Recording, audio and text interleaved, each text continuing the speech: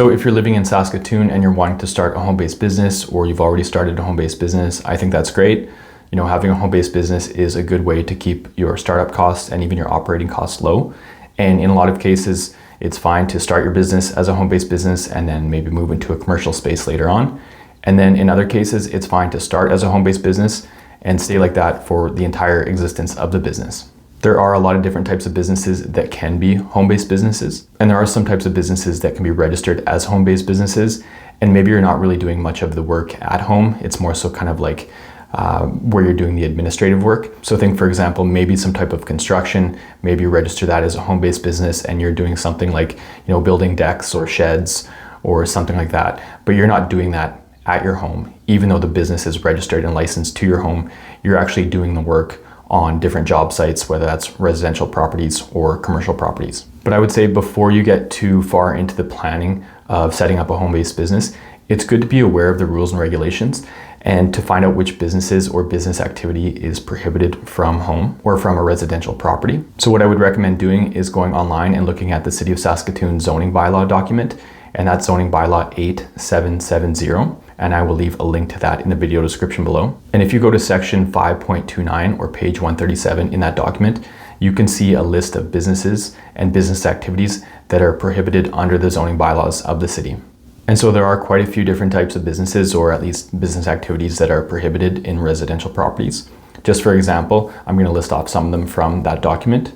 One of them would be laundry services. Another one would be providing veterinary services for animals, or boarding for animals, or even grooming services for animals. Another one would be having like a hotel or hospital based out of your home, or even having being a backyard mechanic. So according to the zoning bylaws, you're not supposed to, buy vehicles and then, take them to your home and repair them and paint them and, alter them and then sell them. That's a violation of the zoning bylaws as business activity. And then other things like metalwork or furniture production. Also on-site sales. So you're not supposed to, set up like a retail store where people are just coming and going to your home, where you're selling them clothing or, certain crafts that you've made at home. And of course, no restaurants or drinking establishments.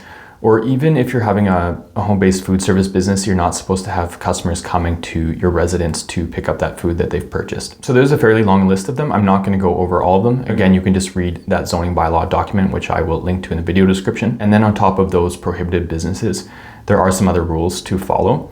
One of them being that you're not supposed to have more than one individual working at your home for your business that isn't a resident of your home. So if you have a home-based business and you have employees, you should not be having, 3 of them there at one time. It's limited to 1. You're also not supposed to have anything stored outside of the house related to business activity. You're also limited to what type of vehicles and the size of vehicles you can store at your residence in relation to the business activity. And in terms of having client visits, in most cases, it's fine to have client visits at your home-based business.